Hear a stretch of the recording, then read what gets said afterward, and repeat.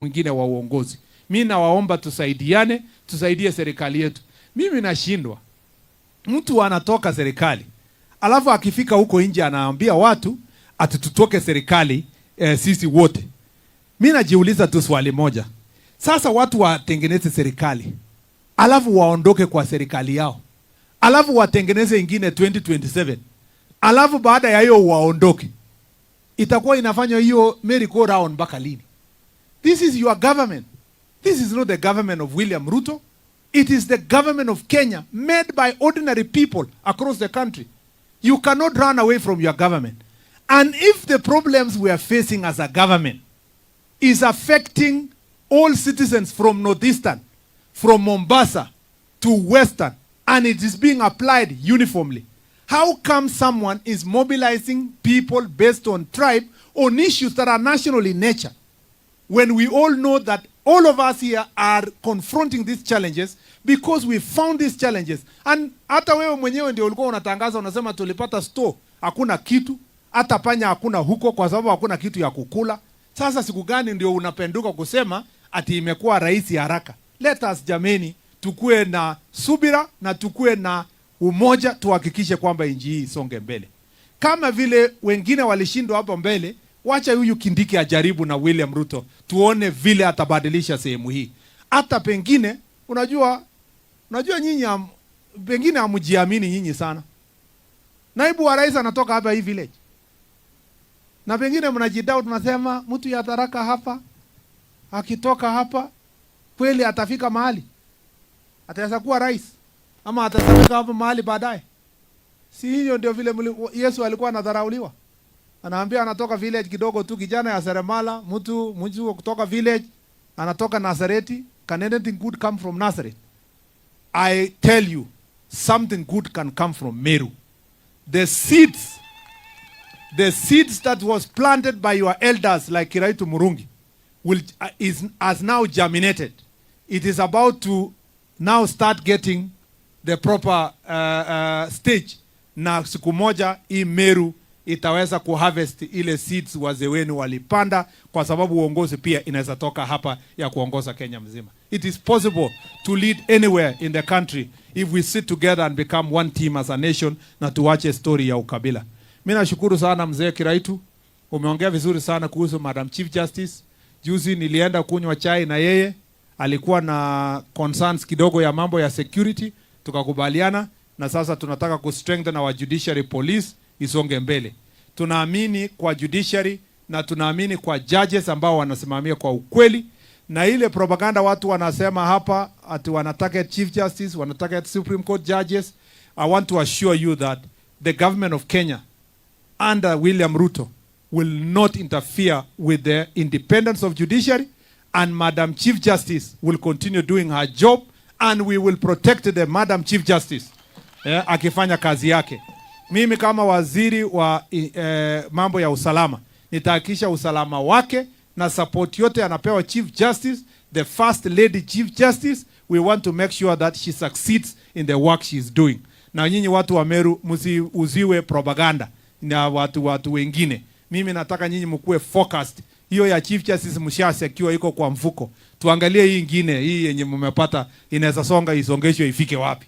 When you go at the time of payment, you'll find that one invoice now is being given, consolidating all the other stakeholders who had supplies to a county, consolidating to one invoice at the point of payment, to the extent that voiding has become part and parcel of our DNA for payment. Mr. Speaker, money is getting lost in ways that is embarrassing, that is demotivating, that is annoying in counties because of lack of automation in the requisition process by the COB. What is wrong if the COB appears before us and appears before this house through our committee and makes a requisition for further financing to make automation possible? So I want to congratulate this committee, Mr. Speaker, for having strongly listened to all the commissioners and having listened to them to the extent that we have taken an active role in making sure that those commissions and independent offices have been added money in this budget making process. And I hope that the CS of Finance and National Treasury, Mr. Speaker, will listen to our proposals in this particular report and make sure that those commissions are given what is due to them. And those independent offices are empowered through this budget-making process to get adequate resources to perform their functions. Secondly, Mr. Speaker, is the report from the committee that I sit in, or rather the submission from the Committee of Transport, Road, and Housing that was given to this committee. And I think members can find it in that report. And one of the things that we depicted, Mr. Speaker, is the fight that has continued to go on within the realms of Parliament and within the corridors of court on the issue of RMLF. Mr. Speaker, this is a fight that in this report we have said that if this report passes in this House, when the finance bill comes to these houses, Mr. Speaker, and the issue of RMLF is not solved according to recommendations made by this committee, in this report, we will not pass subsequent budgetary bills in this House. And there's a reason to why, Mr. Speaker. RMLF, right now, you know that when it came about, the government was taking about 18 shillings from RMLF. From that 18 shillings, there's been a contention, time without number, on 10 billion that is supposed to go to counties for a very simple reason. They are county roads, they are national government roads. All these roads are being used by Kenyans, and you cannot take money from a levy that you're taking from Kenyans and choose to give one part of the government money to maintain those roads, and the other is denied. Mr. Speaker, the problem is so endemic that today I was dealing with a matter of Sangalu to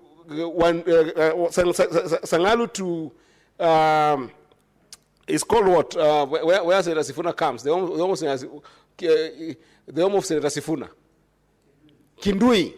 Kandui. Mr. Speaker, there's a road there that is extremely important for the performance of businesses in Bungoma County. It's just about 6 kilometers worth of road. It's a national road, the Sangalu-Kandui Road.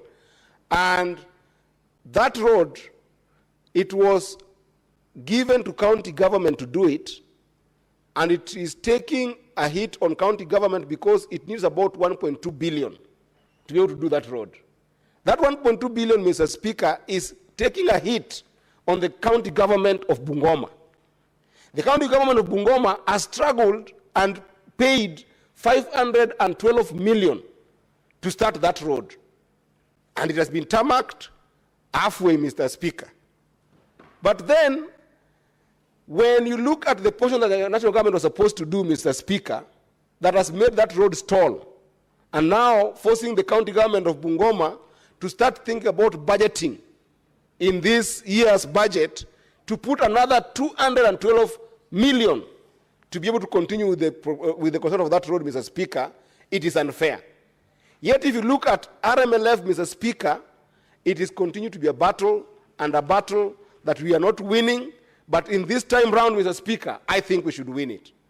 Mr. Speaker, you remember last year on our RMLF, there was another levy that was increased on the same fund, Mr. Speaker. 7 shillings that was added on motorists. That 7 shillings, Mr. Speaker, was to further enable RMLF continue being strong in terms of financing maintenance of these roads, Mr. Speaker. That means that today, we are taking up to 25 shillings out of Kenyans to fund RMLF. But now, Mr. Speaker, in this BPS, the 7 shillings is actually not proposed to go and take care of roads that are supposed to be maintained.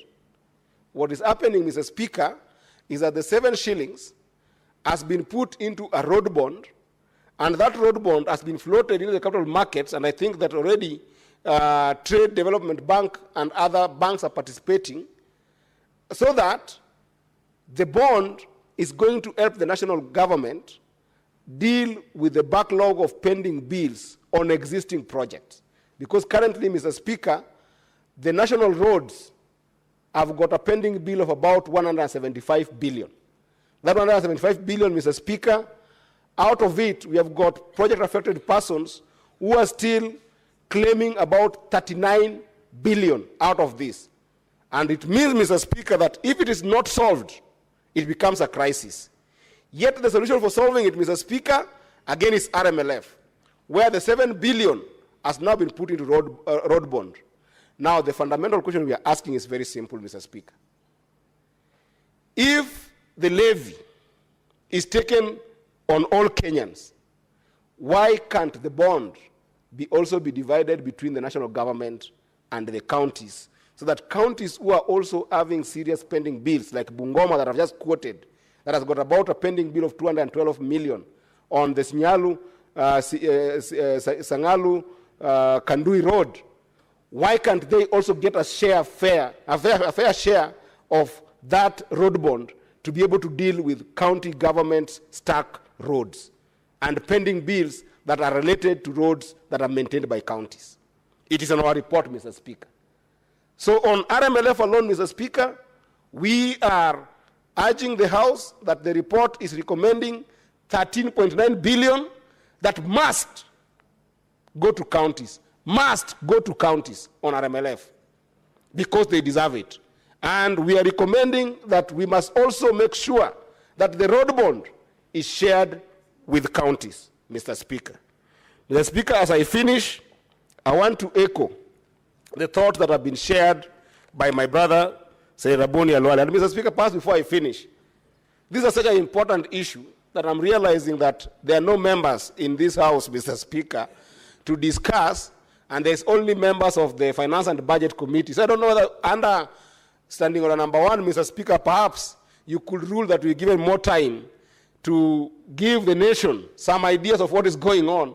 Because if there are no members in the House, and this is a very important issue, and I only have my 20 minutes, and I can do justice to this particular BPS with another 5 more minutes, Mr. Speaker, it's up to your discretion, Mr. Speaker. But I know you have been a very generous speaker to us in this House. Perhaps you will consider. But as I said, Mr. Speaker, the issue of budgeting for national functions vis-a-vis county functions, Mr. Speaker, is something we must confront.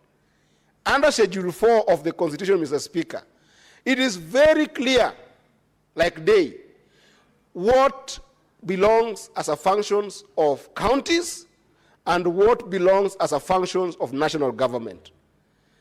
This behavior, this conundrum of national government consistently hiding hiding county functions in the budget-making process and taking it to the national government instead of financing counties, Mr. Speaker, this is why this House was formed. This is why Article 96 of the Constitution exists, Mr. Speaker, to protect the interests of counties, to protect the ideology of devolution. Mr. Speaker, you cannot have 22, in fact, I want to be very precise, Mr. Speaker, that I want to invite this House to 29 billion 774,229,000